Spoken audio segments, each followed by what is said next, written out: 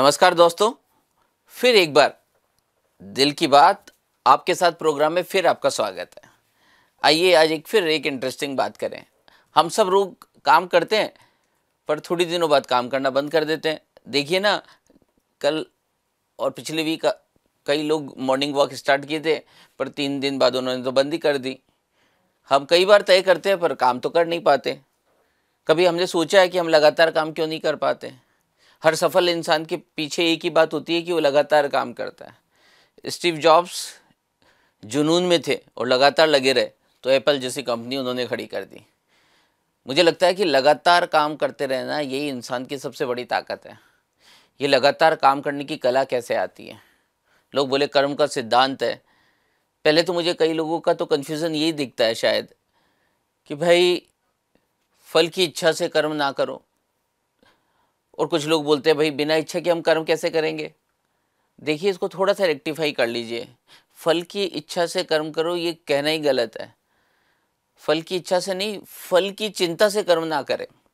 कर्म लगातार किए जाए और फल की चिंता भी किए बिना करना चाहिए, क्योंकि हमें पता है ये बात तो कि एक्शन रिएक्शन में तो बदलना ही बदलना है। ये बात तो एकदम क्लियर है कि कोई भी इस अर्थ के ऊपर ऐसा एक्शन नहीं है जो बिना परिणाम पे पहुँचे, बिना रिजल्ट पे पहुँचे ख़त्म हो। तो एक इस स्टेटमेंट को पहले रेक्टिफाई करना चाहिए कि फल की इच्छा से कर्म करने का प्राय नहीं है, अभिप्राय नहीं है, बल्कि हमारे को इस बात को समझना चाहिए कि फल तो मिलना ही है। हाँ, फल की चिंता ना करें क्योंकि फल का मिलना तय है। अब इसके बाद हम आते हैं कि भाई हम लगातार कर्म क्यों नहीं कर पाते। आइए जरा इसको जब मैंने आज सुबह इसको एनालिसिस किया कि हम लगातार एक्शन क्यों नहीं कर पाते, तो मेरी इच्छा हुई कि मैं ये बात आपके साथ शेयर करूं। देखिए, आपने गाड़ी खरीदी, आपको सफलता मिली और आप उछलने लगे, आप नाचने लगे, आपने सेलिब्रेशन किया, पार्टी ऑर्गेनाइज की। मतलब ये हुआ कि आपको सुख हुआ और आप बड़े खुश हो गए और आपने सेलिब्रेशन किया। सुख एक उत्तेजना है, सिमिलरली दुख भी एक उत्तेजना है।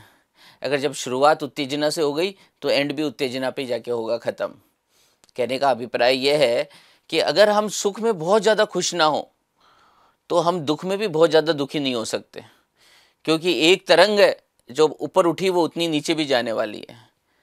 महात्मा बुद्ध जब चले तो लोग कुछ उन्हें आशीर्वाद देते थे तो कुछ गालियाँ भी देते थे, लेकिन वो गालियों से भी विचलित नहीं होते तो और आशीर्वाद से भी।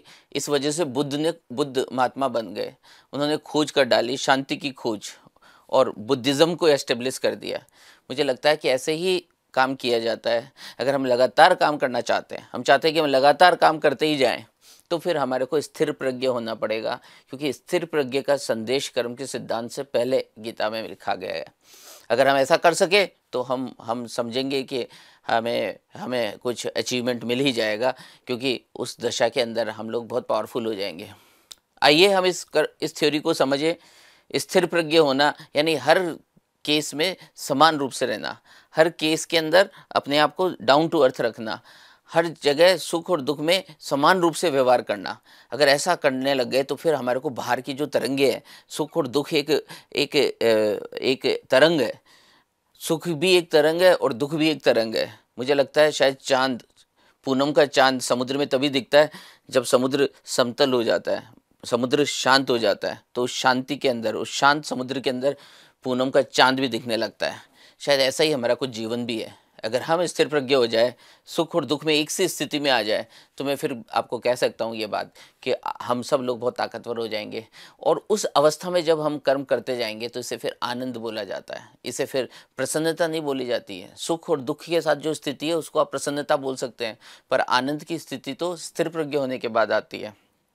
शायद आपको ये बात अच्छी लगी होगी।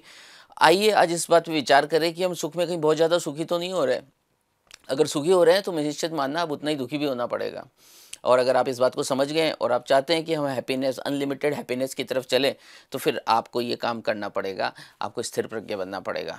मस्ती में जिए, जीवन है इसलिए कर्म करेंगे और एक निश्चित डायरेक्शन में हम कर्म करेंगे और सुख और दुख में विचलित नहीं होंगे। कभी अच्छा भी मिलेगा तो कभी भी बुरा भी मिलेगा।